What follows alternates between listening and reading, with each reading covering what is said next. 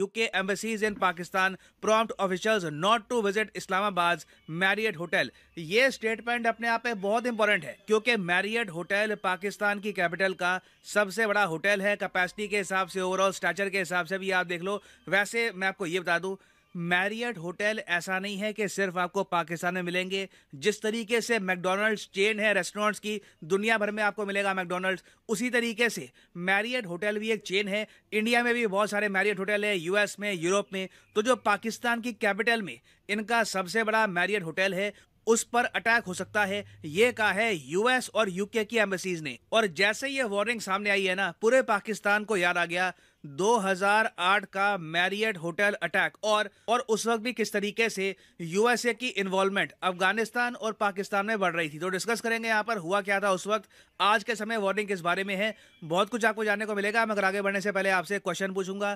Question यहाँ पर यह है कि वीर गार्डी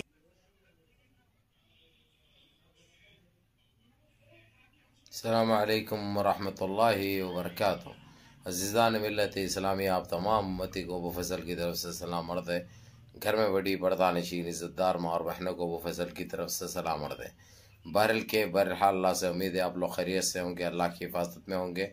इन शैतानों की शैतानी से, इन मलूनों की मलामत से, इन फ़िरक़ा परस्तों की फ़िरक़ा परस्ती से, इन दरिंदों की दरिंदगी से, इन माबलिंचरों की माबलिंचिंग से, इन बलात्कारियों की बलात्कारी से महफूज होंगे। अल्लाह आप लोगों को अपने हफ्ज़ अमान में रखे, अल्लाह अपनी हिफाजत में रखे, अल्लाह हर आबा से, हर शर से आप लोगों को महफूज रखे। बहरहाल दुनिया के भी हालात से आप लोग वाकिफ़ है और भारत के हालात से भी आप लोग बजा वाकिफ़ है। लेकिन आज मैं भारत के बाहर दुनिया की खबर दे रहा हूँ। हमारे पाकिस्तानी मुल्क पड़ोसी मुल्क पाकिस्तान में जिस तरीके से उधम मचे हुआ है, एक परेशानी का माहौल बने हुआ है। 2008 की यादें ताज़ा हो रही है। 2008 की यादें ताज़ा हो रही है क्योंकि यही होटल थी मेरठ होटल, जो कि सारी दुनिया में इसकी शाखें मौजूद है, इसके ब्रांचेस मौजूद है। ये एक इंटरनेशनल बहुत बड़ी होटल है, ये 7 स्टार होटल है, जिसमें साफ तौर पर अमेरिका और इंग्लैंड ने खुले तौर पर बता दिया है पाकिस्तान को कि कभी भी तुमको कभी भी अटैक हो सकता है उस पर, कभी भी हमला हो सकता है उस पर, कभी भी वहाँ के रहने वालों को हाईजैक किया जा सकता। ये बोलते ही पूरे पाकिस्तान में गम गुस्से की लहर दौड़े हुई है, खौफ का माहौल छाया हुआ है। पहले ही पाकिस्तान अपने नीतियों से परेशान है, अपने इकनॉमी से परेशान है, अपनी महंगाई से परेशान है, वहाँ की आवाम, वहाँ की बेरोज़गारी से परेशान है वहाँ की आवाम। ऊपर से ये बहुत बड़ा मसला सामने आ चुका है, जो कि आप लोगों को अच्छी तरह पता है। 2008 अगर से आप लोगों को याद होगा तो मैं बता दूं कि क्या हालात हो गए थे पाकिस्तान के वो इस मैरियट होटल पे हमले के बाद। ये वही आतंकी हमला है, हो सकता उससे भी बड़ा करने की तैयारी पूरी हो चुकी है। ये बताया है अमेरिका ने और इंग्लैंड यूके की एम्बेसी के जिम्मेदारान ने पाकिस्तानी हुकूमत को ये खुले तौर पर चेतावनी भी देती और खुले तौर पर ये बता दिया। अब ये लोग जब से ही ये सुने हैं बहुत परेशान हो चुके हैं। अब इनके पास सोचने का या कुछ वो करने का वक्त नहीं है। अब उल्टा मदद ये लोग यूएसए से मांगे हैं, यूएसए देने के लिए मदद तैयार नहीं है। उसकी वजह ये बता दूं मैं, जो बीच में जो हालात पैदा हो गए थे पाकिस्तान के, जिस तरीके से रशिया से सस्ता तेल लेने के चक्कर में पाकिस्तान की जो कुछ भी इमेज थी अमेरिका से, वो बिल्कुल मुतासिर हुई और बिल्कुल एक तरीके से एक सतह से खाली कर चुका है अमेरिका उसकी इस अपील को। बहरहाल पाकिस्तान इस वक्त बड़े मुश्किलों में घिरा हुआ है।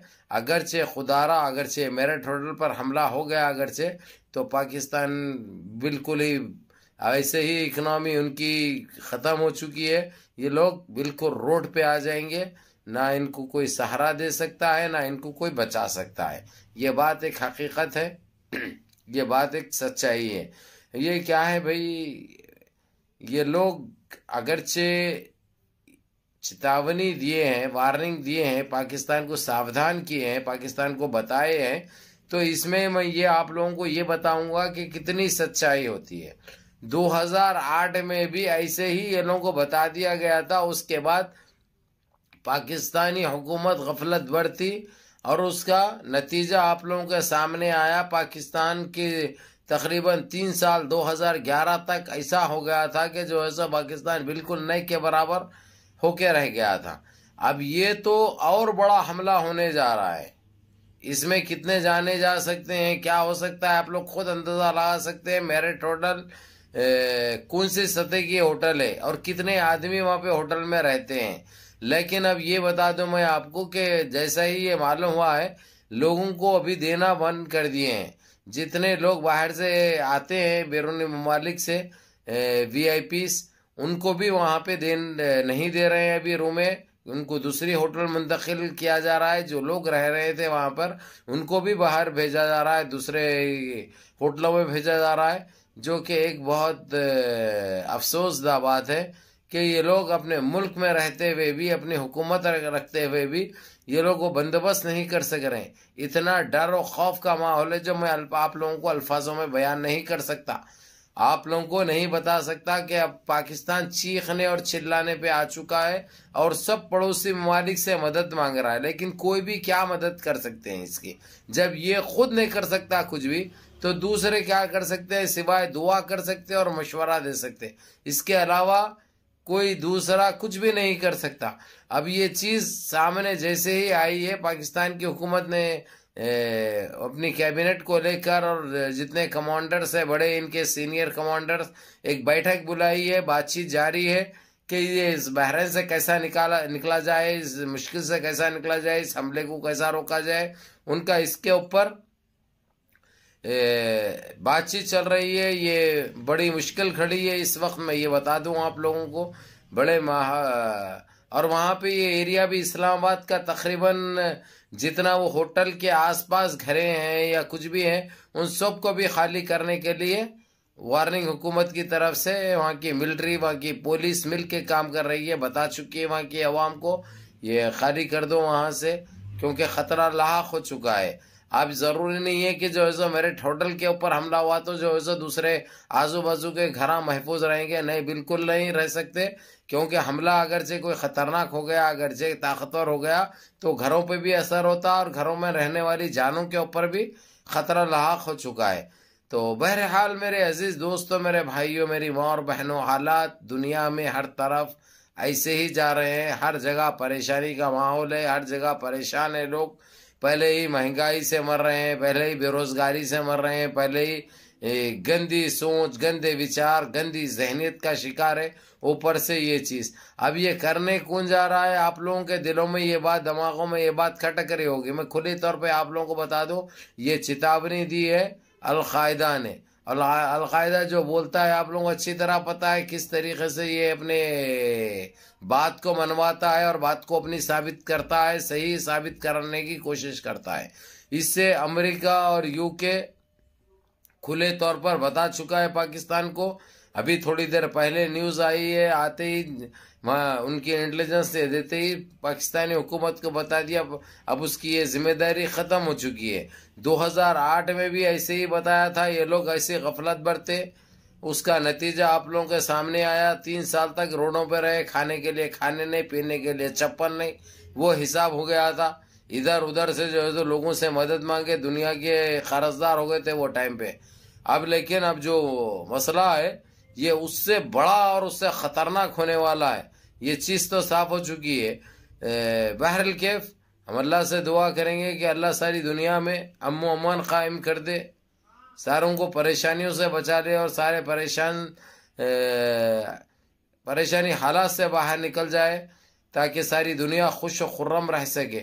बहरल कैफ मेरे अजीज दोस्तों, मेरे भाइयों, मुनज़्ज़म रहिए, मुत्तहिद रहिए, अपनी सफ़ों में इत्तेहाद बरकरार रखिए, नमाजों की पाबंदी करिए, माँ बाप की खिदमत करिए, बड़ों के अहकाम पे अमल करिए और अपने इस भाई को भी दुआओं में याद रखो। लेकिन सबसे पहले नमाजें मिस मत करो, अपनी सफ़ों को फुल रखो, अपने मसाजिद को आबाद रखो। जिस तरीके से ये मसाजिद हमारे जो वीरान हो रहे हैं, उसका नाजायज फायदा कौन किसको पहुंच रहा है, किसके मैली आंख काम कर रहे हैं, आप लोगों को अच्छी तरह पता है। मैं बोलने की या दिखाने की भी अब जरूरत नहीं है। अक्लमंद को इशारा का भी अब जो हो रहा है आलमी सतह पे, अल्हम्दुलिल्लाह बहुत अच्छा काम हो रहा है हमारे मसाजिद को लेकर। बहरहाल मुनज़्ज़म रहिए, मुत्तहिद रहिए, अपनी सफ़ों में इत्तेहाद बरकरार रखिए, नमाजों की पाबंदी करिए। सलाम।